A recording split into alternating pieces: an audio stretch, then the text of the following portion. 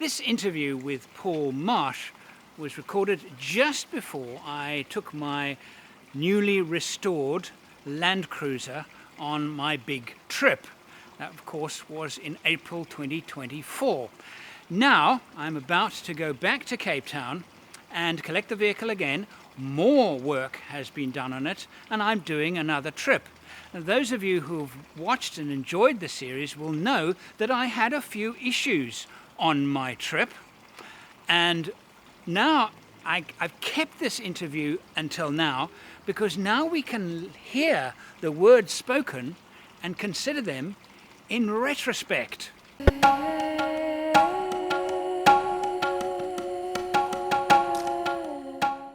So Andrew, we've come to the end of the build now, which is first phase. It never ends. It never ends, I know. But I think it's been great for you to sit on the other side, where you're having a vehicle built for you, where you really haven't had a hand in it until you've arrived. Yes. I mean, it's been quite a... That was sort of the learning process for me. Yeah, it's a different experience, and I think that's a lot of what my clients who come through and connect with me, I facilitate the whole process from sourcing the right vehicle to making sure we register it, they can own it in South Africa. Then we start the process of the build, which is deciding on what we're going to do to the vehicle, why we're going to do it, what products we're selecting, why we're selecting those products, what safety elements are we looking at.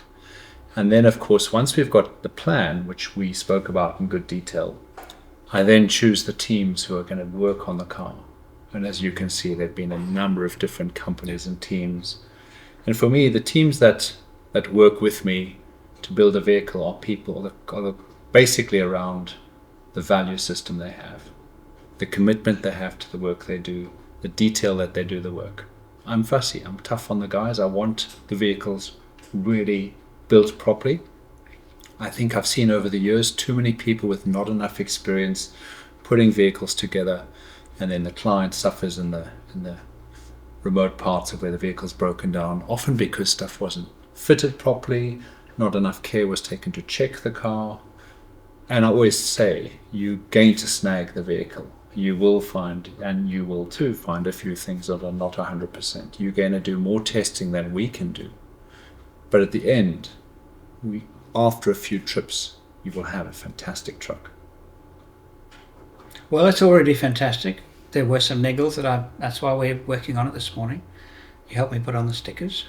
Yeah, we got them. But there were a straight. few, and when those snags arose, I thought, it's normal, absolutely normal. And then they're minor, they're all minor, they're all little things that need to be sorted. So as you say, and it's difficult for me and a lot of us to do a trial trip. Ideally, I should go away for the weekend and test everything. Yes. It's not always possible to do, but it is preferable to do. I'm not going to be able to do that, but I have had it driving around this week and packing my stuff, and those few little niggles are now sorted out. So I doubt I'm very confident that the trip will be a success, and I will probably come back with a short list of a few things I want sorted. And we expect that. I think the important part is you make the vehicle your own, and packing the car and buying the equipment you need to put in the vehicle takes time. And you're going to find that as you go along the trip, the little things you realize you've forgotten.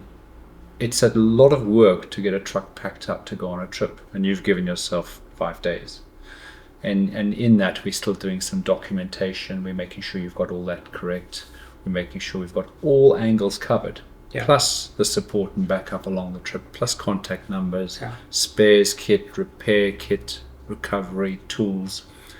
And that's important, because it's basically, you've got to go prepared, as you well know. And that's how I prepare the clients. And it's nice for me to give you that experience, because we've done trips together. Yeah. But basically this was building a vehicle for Andrew. Yeah. With the team of guys who I'm very proud to say have done a great job. Yeah. And I mentor many of them. I share knowledge. We all learn from each other. And you're going to come back with some improvements. And I'm looking forward to that. Yeah. So don't phone me when you break down, okay? Yeah. Call the AA. I'm not going to break down. No. Car's running beautifully. If you have a problem, I'm the first call. I say that to every one of my clients. Okay. When there's a problem, make sure you call me first. From there, we can make a plan. We can sort stuff out. There are a lot of contacts. Okay, I will do. And that's what I want. Communication is probably one of the most critical elements of any expedition, is for you to get help when you need it, and the right help. Right. And for me, that's paramount. So, the confidence, you've got lots of experience. There's no doubt about that. Yeah. But it's, you're traveling solo for part of this. Yes. And always a solo trip is a different experience. It's also a different responsibility. Yes. There's a different set of circumstances. Things can go wrong, Yeah. but you mitigate a lot of that by Yeah. hopefully slowing everything down. Yeah. And as you roll out of Cape Town on Saturday morning, we're aiming for, I will slow down. you're going to slow down. I have learnt what I could not have learnt any other way, is the process of building the vehicle remotely. There is no other way of learning it but doing it. Yeah. So these last 6 days that I set aside in Cape Town to do the final preparation, more than I expected, but a lot of it is the administration, which you can't do for me. You can prepare it, but you can't actually do it. Yeah. So I have to do that, which I've learned. And there's what I've also learned, and I kind of know this: if you give yourself 6 days, you should actually give yourself 8 days.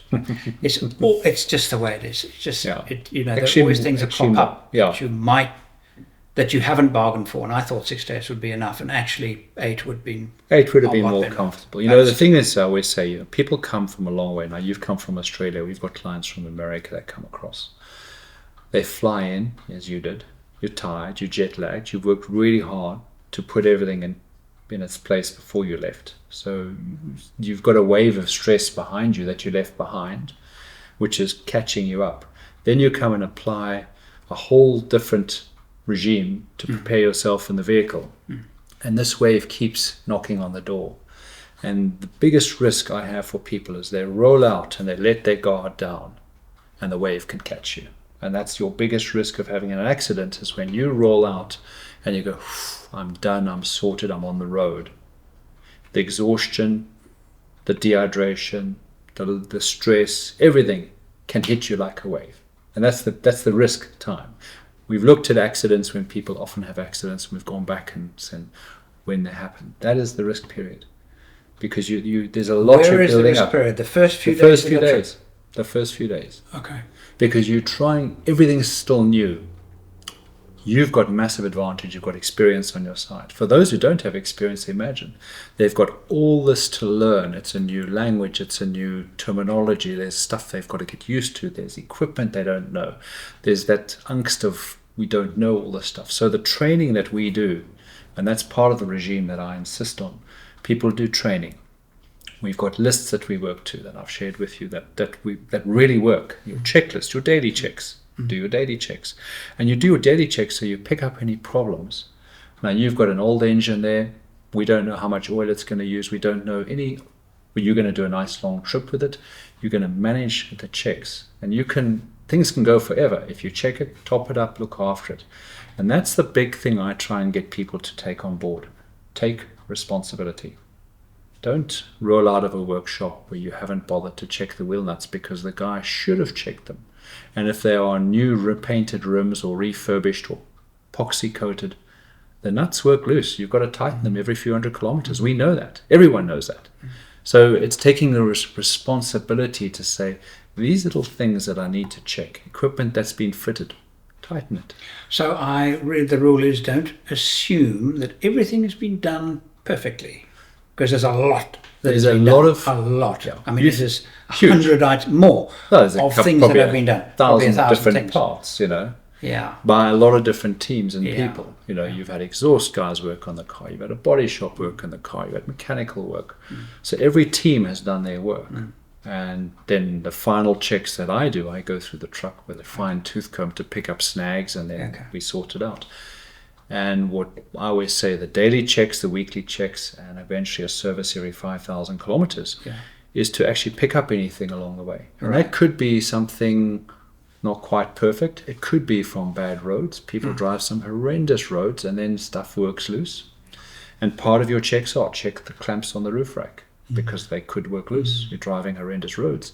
Climb underneath the car and look for any oil leaks. Check any bushes, rubbers, anything that looks.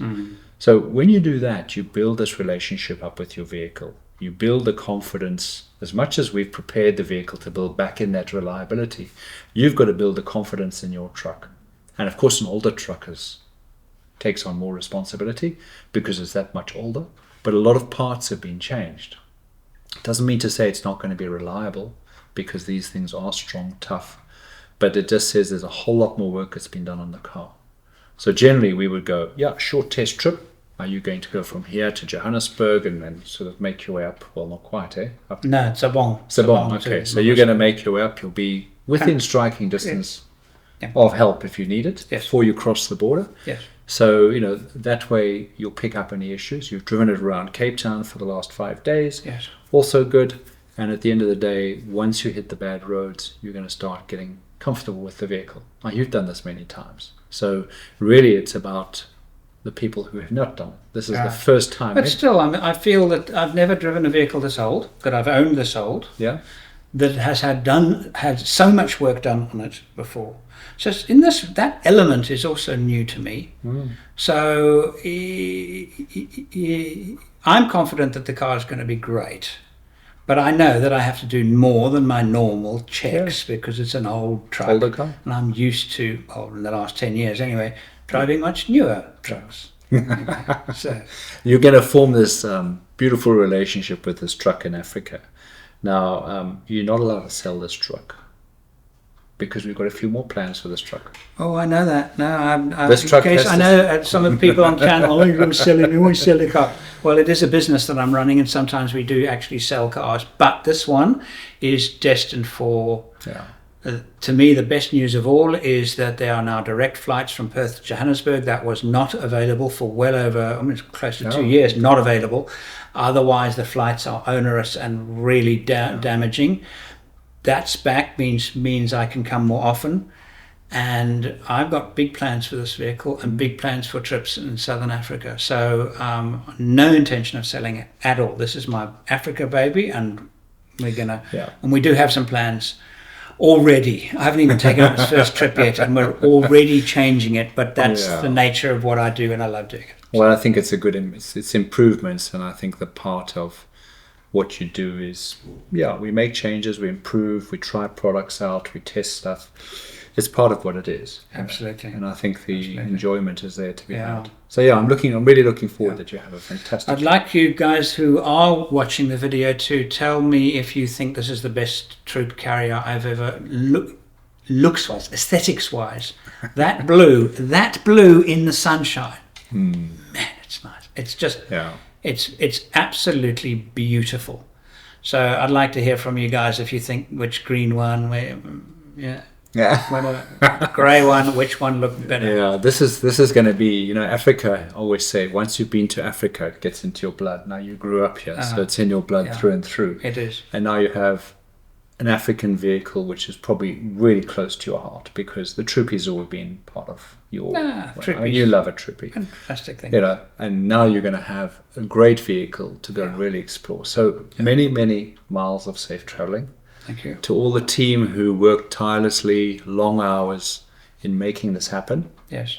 I'd say thank you to each and every one of you from all what you achieved, what you've done. It's a great piece of work. If you want to look at the individuals, go into the description of this video. I'll put in all the links. Yep. There will also be another video while I'm out somewhere going through beautifully. I will do a shout out to all of the people that helped this, because this was such a team effort. I think that's what people don't quite understand. From my point of view, I project manage teams, and something like this, the enormity of taking on any project like this, it's a big role to make sure it all flows, to make sure the right people work on the car. And I use different companies for different work for different clients. But at the end of the day, what I can say is that I'm confident in the work that gets done, and the support that they give, that we give, that I give, because ultimately we want you to go and enjoy yourself. Have this amazing experience. Take back more memories, more great footage for us all to enjoy. And until we do a trip where I'm in my AT and you in your Troopy. We must organise that. Yeah, absolutely. We really must. Blue and blue, same colour. Yeah. That we've got to do that. We will. I think when I've got a your couple of next ideas. trip out, we're gonna do something. We It'll will be definitely great. do something It'll be together. fantastic. Yeah, and then I'll be able to do have a closer look at Paul's truck. We all want to see what Paul's truck's all about. I have only seen it from the outside. I have no idea what he's got on it. So it'll be a surprise to me too. We've got to do it. Great. Yeah. All right. Well. All right. Thanks everybody for listening. Of course, like it if you've enjoyed this video, and if you're on the you listen to this on the podcast. There's lots of great stuff on my podcast library. Great. And check it out. Thank you. Thank you. Next time.